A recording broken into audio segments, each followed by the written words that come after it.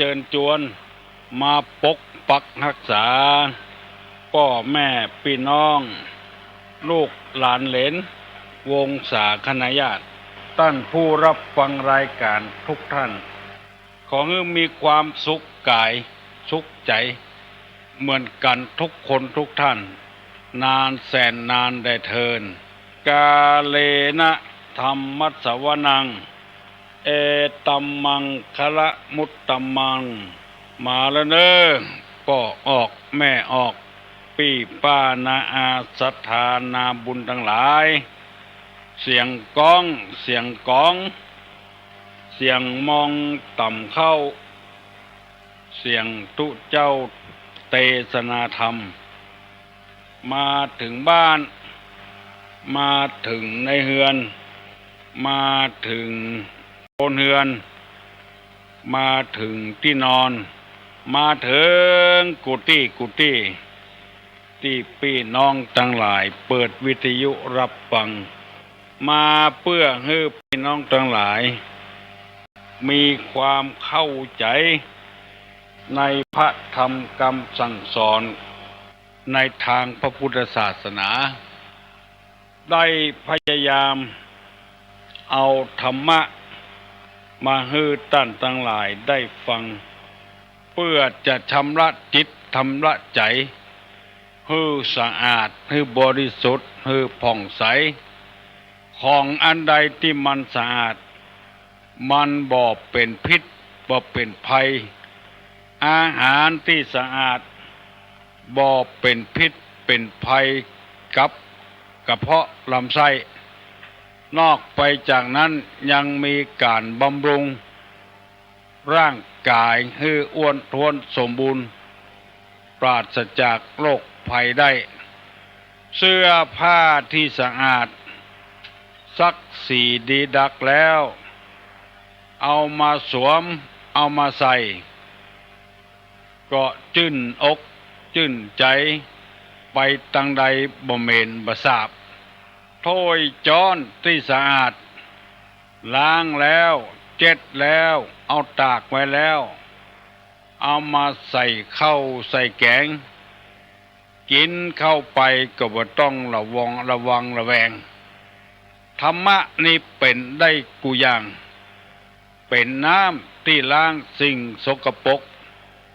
เป็นน้ำที่ดื่มเข้าไปและแก้ความหิวแก้ความหายกระหายเป็นน้ำหดต้นไม้ก็สดชื่นขึ้นมาเอาอาบก็ได้เอาล้างถ้วยล้างจานก็ได้ทำให้ร่างกายสะอาดทำให้ถ้วยจานสะอาดจิตใจที่สกปรกจะต้องล้างด้วยธรรมะถ้าหาธรรมะมาล้างบ่ได้ก็จิตใจจะสกปรกยิ่งขึ้นไปแค่เริ่มก็เดือดร้อนแล้วเกิดใจบ่ได้ก็เดือดร้อนแล้วคุณงามความดีที่ทำมาในอดีตถ้าปราศจากธรรมะภายหลังคุณงามความดีนั้นก็จะอันตรธานไปเพราะฉะนั้นธรรมะจึงเป็นสิ่งที่สำคัญสำหรับในชีวิตของเราตุลุงจึงได้นำเอาธรรมะมาเสนอให้ท่านผู้ฟังทั้งหลายและบ่เป็นพิษบ่เป็นภัยกับไผแล่งฟังแล่งมีความเข้าใจแล่งมีความรู้มันจะเป็นพิษเป็นภัยสำหรับคนที่บ่ต้องการธรรมะชอบเบียดเบียนคนอื่นจะว่าบ่ต้องการก็บ่ได้เวลาคนอื่นเบียดเบียนตัวเองบ้างตัวเองก็เดือดร้อนเหมือนกันชอบอิจฉาริษยาใส่ร้ายป้ายสีคนอื่นเวลาตัวถูกอิจฉาริษยาถูกใส่ร้ายป้ายสีตัวก็เดือดร้อนมันจะแบบมีภัยที่บ่ต้องการความเป็นธรรมแม้แต่นักโทษมีโทษเปิ้นจะเอาไปลงโทษยังมีการอุทธรณ์มีการถวายฎีกา เ พื่อความเป็นธรรมนั่นเอง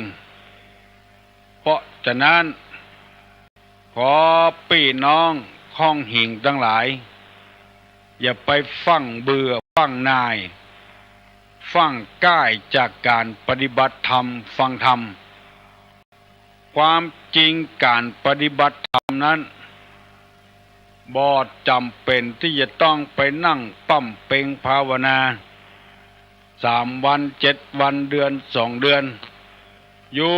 ที่ไหนก็ทำได้ของฮือเฮามีสุจริตกายสุจริตกำปากสุจริตจิตใจสุจริตบ่มีทุจริตกับไผซื้อไปซื้อมาทำตัวพระอรหันต์ถึงแม้นเฮาบ่ใจเป็นพระอรหันต์ก็ทำตัวเหมือนพระอรหันต์พระอรหันต์มีลักษณะอย่างใดใครหูพระอรหันต์มีลักษณะเช่นใดพระอรหันต์เวลามือจกเข้าในถุงข้าวสารในกระสอบข้าวสารถ้าเวลาจกเข้าไปนั้นซื่อมือไปกำออกมาก็ซื่อมือออกมาบ่มีข้าวสารติดมาสักเม็ดอันนั้นเรียกว่าอุปนิสัยของพระอรหันต์สว่างไปสว่างมาถ้าหากว่าเอามือจกข้าวสารกำไปเหยียดมือไปกำออกมางอมือออกมาเข้าสารติดมาโดยอันนั้นแหละคือบัจจัยนิสัยของพระอรหันต์หวังผลประโยชน์เข้าสนตัวนักลำไปนึกว่าทรัพย์สมบัติที่ได้มานั้นจะอยู่กับเฮาตลอดไปกุ้มเท่าตายจึงบหันหน้าปี้บหันหน้าน้องตัดขาดกันไปเหี่ยเลยเพราะเหตุว่าหมกมุ่นอยู่ในทรัพย์สมบัติเกินไปอันนี้เป็นลักษณะของคนที่บ่ค่อยสนใจในธรรม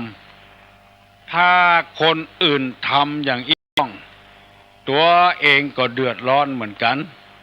ตุลงมีกรรมโบราณกรรมหนึ่งจะมาเล่าให้พี่น้องทั้งหลายได้ฟังเป็นคติเตือนอกเตือนใจกรรมโบราณเปิ้นว่าอย่าไปเข้าวัดเมื่อแก่อย่าไปฮักพ่อฮักแม่เมื่อตายฟังดีๆอย่าไปฮักพ่อฮักอย่าไปเข้าวัดเมื่อแก่อย่าไปฮักพ่อฮักแม่เมื่อตายอันนี้เป็นสุภาษิตกรรมโบราณฮือฮักพ่อฮักแม่เมื่อบ่แก่ฮือเข้าวัดเมื่อบ่แก่ฮือฮักพ่อฮักแม่เมื่อบ่ตายอันนี้เป็นสุภาษิตกรรมนี้หมายความว่าเชื่อใดญาติกาวงศาทั้งหลายคงจะหูแล้วเพราะจะใดเปิ้นว่าบ่ฮือไปวัดเมื่อแก่คือเข้าวัดเมื่อแก่เพราะว่าเท่าแก่แล้วดักแห้วบ่หมานหัวงอกสุนสานใจการบ่ได้ปวดแข้งปวดขาหูบ่ดีตาบ่ดีเนี่ยหยังก็บ่ได้ไปนั่งขวางหูขวางตาคนอื่นเป็นกำกึดเพราะว่าเฒ่าแล้วแก่แล้วเช่นจะไปวัดไปห้องน้ำห้องส้วมก็ยากเดินไปก็ปวดแข้งปวดขาอาศัยรถคนอื่นไปกลัวเปิ้นรำคาญสารพัดอย่างเวลานี้บ้านเฮาเมืองเฮา มีคนเข้าวัดเมื่อหนุ่มเมื่อกำเป็นจำนวนมากเพราะว่าเมื่อหนุ่มเมื่อกำนี้มีสติมีปัญญาดีได้ยินคำสอนของพระพุทธศาสนาจากพระสงฆ์พระเจ้ามีความจำเป็นพิเศษแล้วนำไปปฏิบัติเหมือนกับคนที่ไปค้าไปขายไปกาดไปลีไปเจ้าได้ขายของเสี่ยงก่อนคนไปขวายคนไปขวายนี่เปิ้นเลิกกาดอันนี้แล้วไม่มีไปซื้อแล้วเพราะฉะนั้นกรรมที่ว่ายังบัดตันเท่าเรื่องเอาหนังสือสวดมนต์มาอ่านเป็นกรรมที่ฮื้อข้อมูลที่ผิดพลาดเป็นอย่างมากอันนี้เป็นกรรมคนเฒ่าคนแก่เบิ่นเล่าไว้ทำอันหยังทำเร็วๆทำอันหยังรีบด่วนทำเมื่ออายุหนุ่มอายุกำเฮาว่าจะท่าเมื่อแก่มันบ่แน่บ่นอนบางทีบัดตันแก่สกรรมบัดใจเป็นต้าเฮามันอาจจะเป็นต้าคนอื่นขี่รถขึ้นรถไปเกิดอุบัติเหตุขึ้นแข้งหักขาห้านไปเสียก่อนหรือตายไปเสียก่อนก็บ่ได้มีโอกาสไปวัดไปวาไปเมื่อหนุ่มๆกำไปเตอะเนอคนหนุ่มคนกำไปวัดไปวาเมื่อหนุ่มถ้าบ่มีโอกาสบ่มีเวลาก็บ่เป็นหยังพอสนใจในธรรมะธรรมโมนักๆอันนี้ก็เข้าวัดเมื่อหนุ่มเหมือนกันยังหนุ่มยังกำอยู่สนใจพระสงฆ์พระเจ้าที่ทำประโยชน์ให้แก่สังคมให้แก่พระพุทธศาสนาบัดใจว่าเปิ้นจะงอมเข้าอุปถาก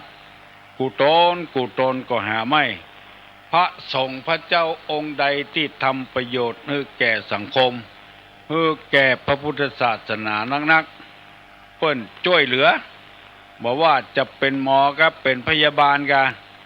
ถึงแม้นบัดมาวัดก็ชื่อว่าเข้าวัดละคืออุปถัมภ์อุปถากทุเจ้าผู้บำเพ็ญประโยชน์ให้แก่สังคมให้แก่พระพุทธศาสนาก็นับว่าเป็นอานิสงส์อย่างหนึ่งที่ทำให้ทุเจ้าได้สบายอกสบายใจเพราะยุคนี้สมัยนี้มันเป็นยุคที่เอาใจกันยุคที่มีเส้นมีสายกันถ้าบ่มีเส้นบ่มีสายก็เดือดร้อนแต่ไปนั่งท่าก้นจนปวดด้านบ่มีไผเร็วแลบ่มีไผพ่อไผก้อยบ่มีไผมาตักมาต่อถ้ามีเส้นมีสายก็ยังแขวนไว้มันจะเป็นธรรมชาติก็บ่ใช่ยามเป็นจะเป็นคิวก็บ่ใช่เด้อเพราะมันมีหั่นอย่างคือคนเขานิยมวัตถุโดยอาศัยเหตุนี้ก็เชิญชวนมวลต้านผู้ฟังทั้งหลายคือเข้าวัดเมื่อหนุ่มๆอย่าไปเข้าวัดเมื่อแก่การเข้าวัดนี้บัดใจว่าไปวัดไปวาอย่างเดียวคือบำเพ็ญประโยชน์ให้แก่สังคมก็ชื่อว่าไปวัดไปวาแล้วทำตัวบื้อเดือดร้อนป้อบอกให้เดือดร้อนแม่เฮาก็สงเคราะห์ว่าไปวัดละเพราะทำตัวเกิดขึ้นมามีประโยชน์กับพ่อกับแม่อย่าไปฮักพ่อฮักแม่เมื่อตายตอนเมื่อมีชีวิตอยู่บอกใครสนใจยังบ่ปองอ้างเหตุอ้างผลมาเป็นภาระกับผมกับพระเจ้าลูกมีเป็น6 คน7 คนบ่ไปอยู่กับไผอยู่กับพระเจ้ามาเป็นภาระนักอกนักใจโจมเดือดเมื่อเปิ้นเป็นคนบ่ใครพ่อบ่ใครกอยเปิ้นมีจำนวนนักอยู่เน้อ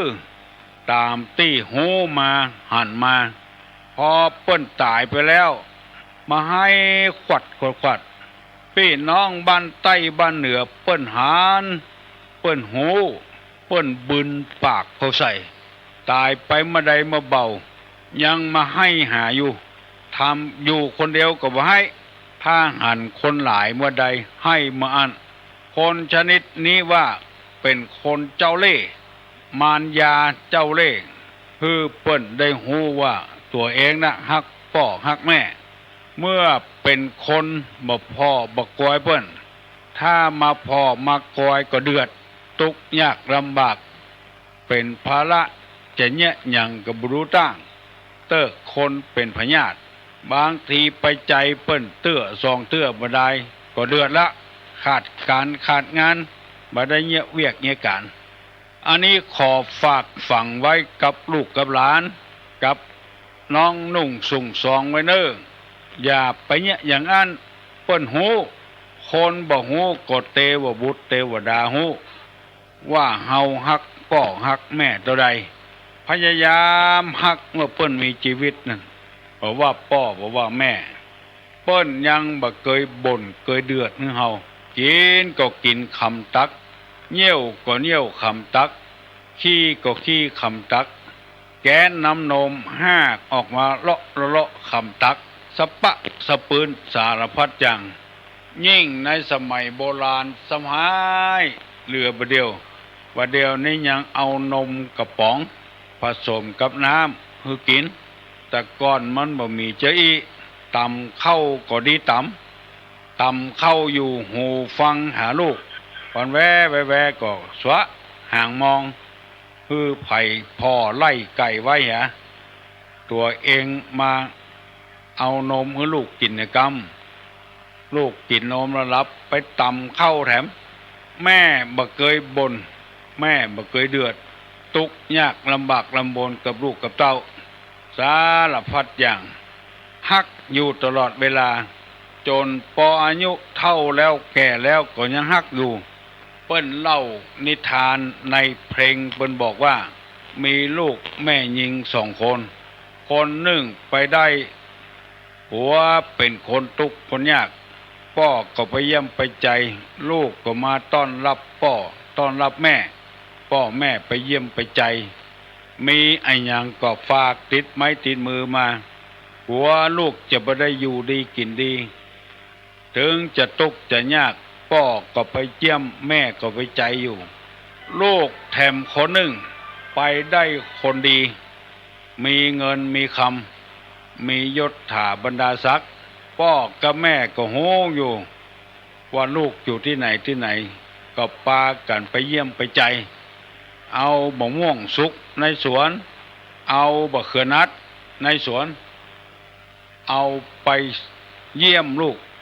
กองลูกสาวที่ได้คนดีหันกลัวผัวหูกลัวพ่อผัวแม่ผัวหูว่าเป็นพ่อของตัวแม่ของตัวขายหน้าขายตาปากได้ไล่พ่อไล่แม่ว่าเป็นคนขอทานออกจากบ้านจากจองนี่ไปพ่อแม่ได้ยินอย่างนั้นก็บอกปากอย่างสักกำพอหน้ากันเหียปากกันออกบ้านมาอีนายคนนั้น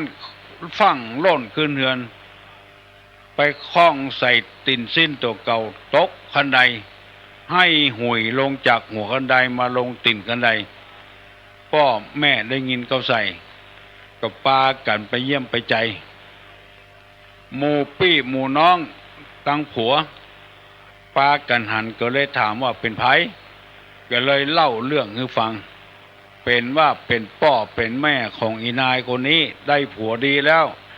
บอกพ่อแม่ว่าพ่อแม่เป็นคนขอทานผัวขายหน้าขายตาพ่อ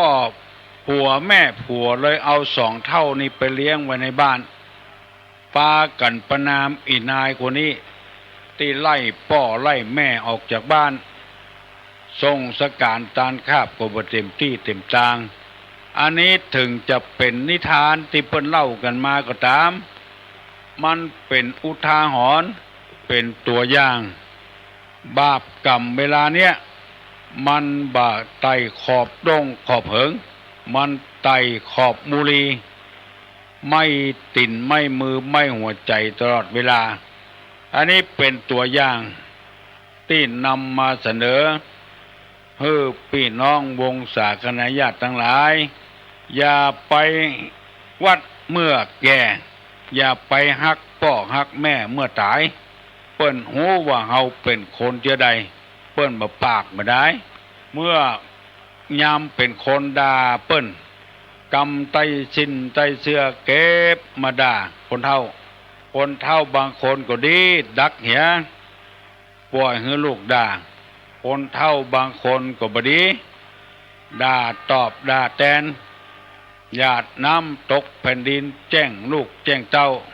อันนี้ตุลุงขอฝากไว้กับพี่อาวเจ้าเจือน้องนุ่งสุงซองพี่น้องข้องหินทั้งหลายพยายามทำตามธรรมชาติไปเมื่อหนุ่มๆกำๆเนี่ยไปบวชเมื่อเป็นเนรเนี่ยมันดีได้หูได้ยินนักไปบวชเมื่อเฒ่าเมื่อแก่นิสัยเดิมมันยังมีอยู่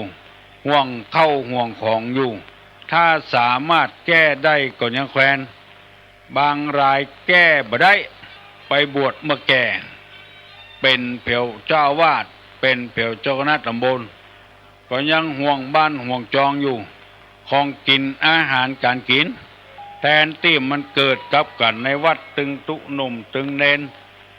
มันเป็นลาภที่ได้มาจะเอามาสู้มาจูกันกินสู้จูกันใจบ่ฮื้อไผกินบ่ฮื้อไผใจเก็บไว้เอาไปส่งให้ลูกให้หลานทั้งบ้าน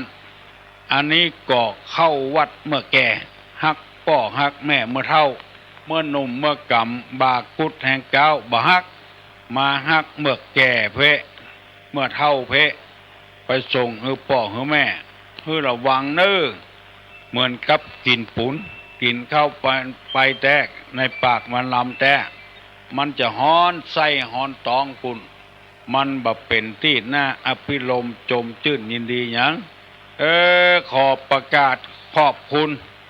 พี่น้อง10 สาวชาวบ้านแต่ว่านี้หลวงพ่อวัดแสนฝางมาได้มาบอกนึตุลุงเอาน้ำเพิงน้ำอ้อยมาตานตัวยินดีกับตุเซลเนอร์ที่ได้ประกาศให้คนทั้งหลายได้รับทราบปากันมาทำบุญตักบาตรน้ำเพิงน้ำอ้อยพี่น้องตั้งสารปีมาตั้งห่างดงมาตั้งดอยสะเก็ดสันทรายสังกะแปงมาแม่ลิมแม่แต่งมาก็ว่ามาได้ยินตุเจ้าเซลประกาศทางวิทยุปากันมาทำบุญตักบาตรน้ำเพิงน้ำอ้อยขออนุโมทนาสาธุพี่น้องในหัวในเวียงตยแล้วบางคนยังสงสัยอยู่ว่ามีรูปพระเจ้าแล้วก็รูปพระฤาษีพระฤาษีนอนคว่ำแล้วรูปพระเจ้าไต่พระฤาษีไปพระฤาษีนั้นเปิ้นว่าตอนนั้นกำลังปั้มเป่งภาวนาหันพระทีปังกรพระเจ้าองค์หนึ่งในพัตตกัปก่อนสุเมธฤาษีกกนอนคว่ำของพระเจ้าติปังกรเนี่ยไต่หลังไต่ตัวไปกำเป็นขัวเหยียดพระทิปังกรไต่คนทั้งหลายหันว่ามันผิดหูผิดตาบ่เคยมีก็เลยขออธิบายให้ท่านทั้งหลายได้ฟังบ่มีอันอย่างมาตานพระเจ้าทิปังกรมีกระเนื้อกระตัวตอนนั้นเป็นพระฤาษีชื่อสุเมธฤาษีก็นอนคว่ำหน้าเป็นการทอดกายพระเจ้าตนนั้นได้ไต่ตัวไปโดยพระอานิสงส์ได้อธิษฐานไว้แต่ชาติก่อนมาแผ่วชาตินี้ก็ได้เกิดมาเป็นสัพพัญญูตญาณเป็นพระพุทธเจ้าของเฮายอมเหยียดกายเหยียดตัวสละบัลลังก์ทิ้งเวียงวังแม่ราชินีสละเข้าของเหยียดตัวออกไปบ่อะไรใจคล้องเพื่อแสวงหาโมกขธรรมเมื่อตรัสรู้แล้วก็บ่ห่วงแหนอย่างสักอย่างประกาศธรรมคนปฏิบัติ อันนี้เป็นสัพพัญญูตัญญาแต่ใครจะเอาไปปฏิบัติก็ได้ประกาศเลยซึ่งมันตรงกันข้ามกับสิทธิ์ของพระพุทธเจ้าเวลานี้เขียนหนังสือสวดมนต์ขึ้นมาเอาพิมพ์เป็นเล่มขายตามวัดตามวาตามบ้านตามจองวงเล็บปืนนั้นว่าสงวนลิขสิทธิ์บ่ฮื้อไผเฮียนแบบกำไว้กำสาพระเจ้าแทนที่จะเผยแพร่ฮื้อคนกระจายออกไปนักกำหูกำล็อกจะได้เผยแพร่ไปมีคนพิมพ์ออกแจกออกจ่ายนักไขว้บ้านไขว้เมืองแบบนี้อย่างนั้นสงวนลิขสิทธิ์ไว้หมดบ่ฮื้อไผล่างบ่ฮื้อไผลอกออกไปเอาไปเป็นประโยชน์ส่วนตัวแทนที่ทั้งที่อยากจะพิมพ์พิมพ์แล้วเอาไปแจกคนก็พิมพ์มาได้สงวนลิขสิทธิ์จะผิดกฎหมายธรรมะมันผิดกันเลยแล้วจะไปอวดตัวว่าข้าเนี่ยเป็นคนพิมพ์ทำขายตามวัดตามวาเป็นคนส่งเสริมน้ำทำคำสอนมันประกาศมาได้แล้วเพราะตัวสงวนลิขสิทธิ์ไว้เห็นแล้วก็แสดงว่าเอาน้ำทำคำสั่งสอนของพระพุทธศาสนาไปขายเลี้ยงตัวเลี้ยงครอบครัวก่อร่างสร้างตัวขึ้นมาพออยู่พอกินแต่พระพุทธเจ้าในทอดกายเลยอธิษฐานเมื่อเป็นสุเมธฤาษีแล้วที่ตุเจ้าวัดแสนฝางเปิ้นได้กระทำปั้มเปงมาเอาละเน้อตุลงจะปั่นปอนละเน้อมันเลยไปแล้วยกมือไหว้เน้อจักว่าเป็นกำเมืองเอ้ยเปิ้นบ่ใครว่ากำไทยอายุวัฏโกธนะวัฏโกสิริวัฏโกญัสสะวัฏโกปละวัฏโกวันนะวัฏโกสุขวัฏโกโหตุสัพพตาทุกขโลกาพญาเวลาโสกาจันตุจุปตวาอเนกาอันตริยาปิวินาสันตุจเตจสาวุธาปจายโนจัตตาโลธรรมาวัฏันติอายุวันโนสุขังปลัง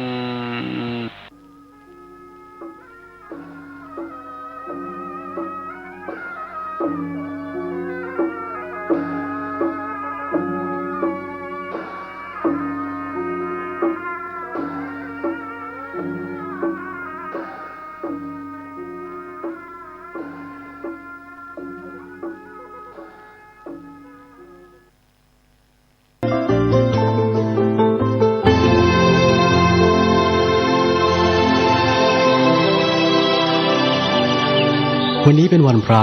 ขอเรียนเชิญพุทธศาสนิกชนทุกท่านมากลั่นจิตให้ใสกลั่นใจให้เป็นบุญด้วยการให้ทานรักษาศีลและเจริญจิตภาวนาน้อมจิตให้เข้าถึงพระรัตนตรัย